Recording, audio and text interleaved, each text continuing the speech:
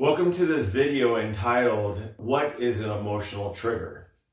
An emotional trigger is an intense emotional reaction a person has. Triggers are misinterpretations of reality, and really, if the truth be known, they're lies that we believe about ourselves that are not true that we believe.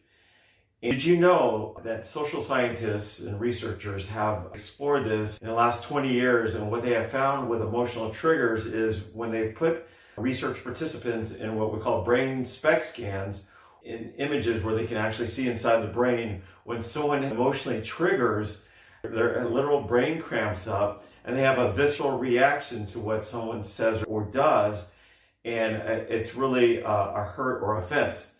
Now, we know that being spirit-filled, born-again Christians, that the Lord has forgiven us of all our sins, but when we get hurt or offended, we need to ask for forgiveness or forgive that person very quickly so we don't get an offense by the enemy.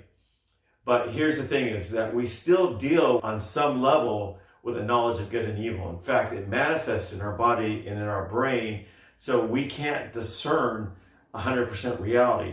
So really, triggers could be really interpreted as still dealing with a knowledge of good and evil.